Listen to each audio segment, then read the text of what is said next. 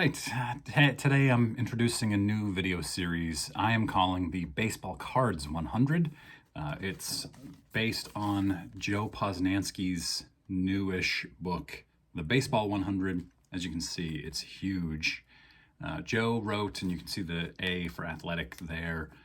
Joe wrote this book in chapters on the Athletics website last year.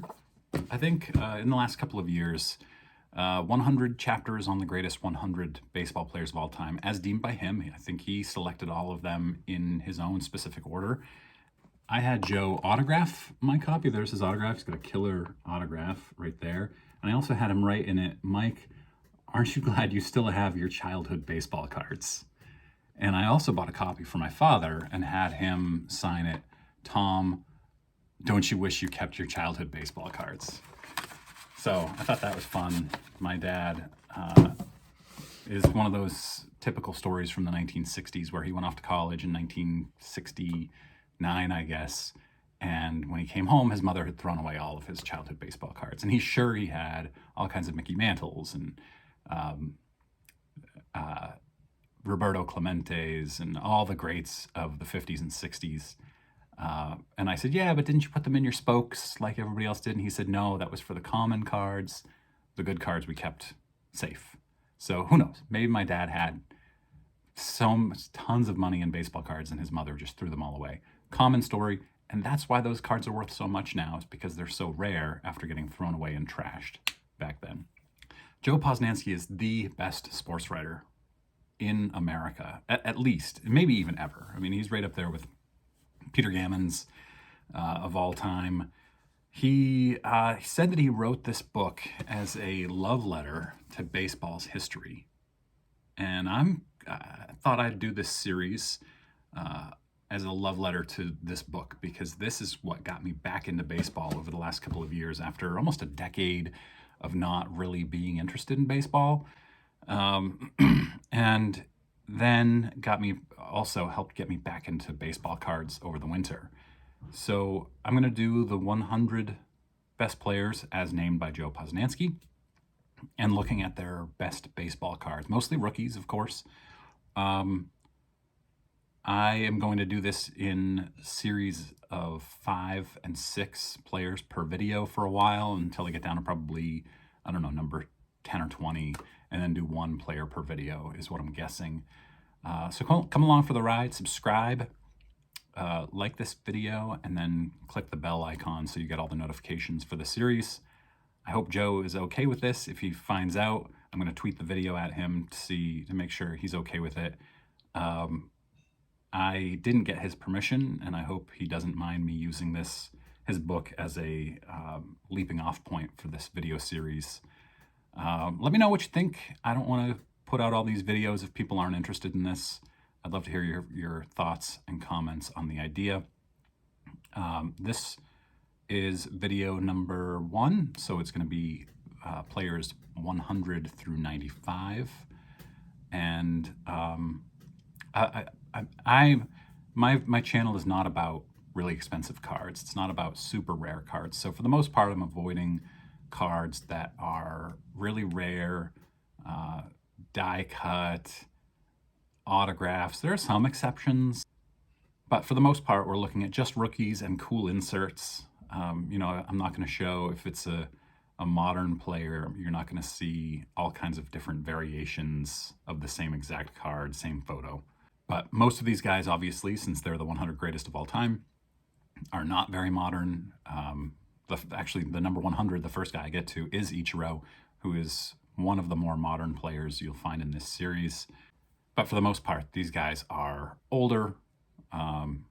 This first video happens to feature quite a few junk wax era players. So my bread and butter, and you'll see some of my favorite cards and the ones that I have as well. Let's jump into Ichiro. One of the fun things that Posnanski did with Ichiro is that he did some analysis showing how many hits Ichiro had between Japan and America, and how many he may have had he played in America his entire career, because the Japanese seasons are shorter. I found this really fascinating, and in all likelihood, Well, he did have more hits in reality than Pete Rose had in his career. And he would have had even more had he played in America because of the shorter Japanese seasons. This book, again, you've got several pages, 3 to 5 pages on every single player, or maybe even more. I highly recommend buying and reading this.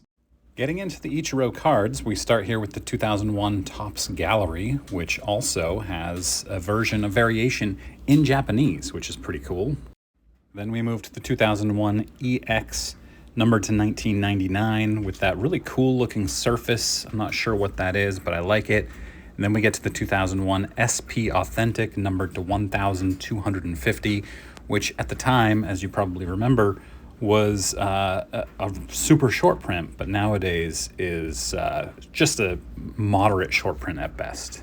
Next is the 2001 Bowman Chrome, which also had a Japanese variation, which you can see nicely on the back of this. I think it's really cool that they did Japanese variations, considering how many Japanese fans ended up coming to Major League Baseball, especially being Seattle Mariners fans. Next up is the last rookie card for Ichiro, which is also the rookie for Albert Pujols. It's the 2001 Topps Chrome Traded Topps Rookies of the Year card with 2 absolute legends on the card. Imagine getting this in 2001. Probably weren't sure that Pujols was the real deal because he just kind of came out of nowhere, but what a great card to have. Here's one that I'm adding just because I like it. It's the 2021 70-year anniversary Ichiro card with just a classic Ichiro pose. Nothing really special about this card. It's post-retirement. I just liked it. Now we get into something I really enjoy, which is pre-rookie cards. In this case, they're a little different than minor league cards because these are all Japanese cards. This first one is the 1993 Tomy, I think it's pronounced Tomy ID. I'm not really sure, but this is just a great follow-through. And this next one is the 1994 Calbee Hokkaido. Calbee was a snack food brand in Japan, or probably still is. And I just really enjoyed the rounded corners of this one. You don't see that very often with baseball cards, so I had to include this one. This next one is the 1993 Takara, and this was a game card, kind of like Stratomatic was in the United States. This one is the 1993 BBM Ichiro. This is what's considered his true rookie card. It's the one that every Ichiro collector wants. It's also the same set that the first Hideki Matsui card came from, so definitely a legendary set. Here's one that I had to include. It's a dual autograph of Ken Griffey Jr. and Ichiro, 2 absolute legends, both for the Mariners. And I can't find anything out about this card. What I'm finding on Google is that it might be a mock-up and not a real card. Either way, I love it. One tie-in between the Posnanski book and my series is Posnanski talks about how Mike Mussina took generally sour pictures, as Joe says. He said if you go and you look at Google images, you'll find terrible pictures of him. He's glaring, he hates it. And you'll see that in most of his posed cards as well.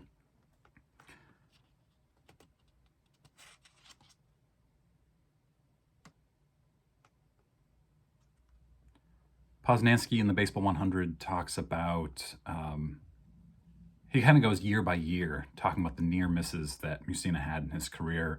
Again, I'm not going to go through the book, but I strongly recommend going to buy it. I'm actually putting a link to the book in the description of this video so you can go and buy it if it's available, because he's on like the 4th printing already. It's extremely popular. Highly recommend. Getting to Mike Mussina, this is a 1990 classic first-round pick when he was with Stanford. As you know, I love pre-rookie cards. And then his 1991 Upper Deck when he was with the Suns says Top Prospect 91. I have a couple of copies of this one from my childhood collection. Great Mussina card. This is his 1991 Bowman, which somehow has escaped my collection all these years. And then we move into his 1991 Fleer Ultra, which I don't think I have this one either. And then we have the 91 Leaf Gold Rookies, which I do have, at least one of these, as well as the 91 Score first-round draft pick. I have a bunch of these ones. Here's the 1998 Donruss Crusade Mussina. There are quite a few variations of this one, numbered to about 250 or less, so it's a little bit outside of my favorite type, but I just like the card. Then we get to the 1993 Topps Baseball's Finest Mussina card. Also not a rookie card, but it does come also in refractor, so pretty cool variation. In the Carlos Beltran chapter of the Baseball 100, he quotes Curtis Laskanik, or Kurt Laskanik, as having said, "I've been to 2 hog killings and a county fair, and I haven't seen anything like what Beltran did tonight." Great quote. I'm going to put that quote in here and let you go and read about what Beltran did that night. Posnanski tells so many stories, great stories. These aren't just analysis about statistics. This isn't just digging into a player's stats. He tells amazing stories that you may have never heard or at least forgotten about the players, that kind of tell the stories of the players. Then we get to Carlos Beltran, who has some pretty interesting early cards. We'll get into that, but this is his 2000 Stadium Club Chrome. Just a really cool action shot, a unique photo for a baseball card, I think. Here's the 1999 Bowman Chrome Diamond Aces, just a neat looking card. Here's his 1997 Best Top Prospect Pre-Rookie card, followed by the 97 Bowman's Best, and Bowman used the same exact image. I like this one. Here is the 1995 SP Top Prospects. Now here's where it gets interesting. This is a 1995 draft pick. It says Juan LeBron, and here it says Carlos Beltran. They mix up the photos, though. The one that says Carlos Beltran is Juan LeBron, and the one that says Juan LeBron is Carlos Beltran. They did this again with the 1995 Bowman's Best Mirror Image card, where they feature Carlos Beltran with Juan Gonzalez, but it's supposed to be Juan LeBron with Juan Gonzalez, which you can see here on the back. It's supposed to be 2 Juans, but they accidentally put in Carlos Beltran's photo. The Alomar chapter is quite short. It contains a comparison to Barry Larkin and why he chose Alomar for his 100. He talks about the father-son and son relationship. Sandy Alomar Jr., Sandy Alomar Sr., and Robbie Alomar. And that's about the bulk of it. For his cards, this first one is his 1992 Upper Deck Bloodlines cards with his brother, Sandy Jr. I just like family cards. I have a bunch of this copy of this card, and I just like this a lot. Up next is his 1988 Fleer Update card, which I don't have, and here's his 88 Donruss, which I do. Rated rookie, gotta love any rated rookie. Next up is the 1993 Donruss Elite. This was a big chase series in the mid-90s. I never had one of these, but always wanted it. Here's the 1988 Score Traded, one of those really difficult ones to find as it pertains to junk wax. Here's the 88 Topps and Topps Tiffany. Here's a pre-rookie card, 1987 Rocks Dugout when he was with Wichita in 87.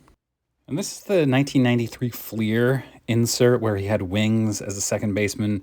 I don't know why he had wings, but when I was 14 years old in 1993, I loved this. It's unfortunate that it was so easy to come by. There were billions of these cards, it seemed like. I was pulling them out of every other pack, I think. But I still loved it. The little insert set was really cool.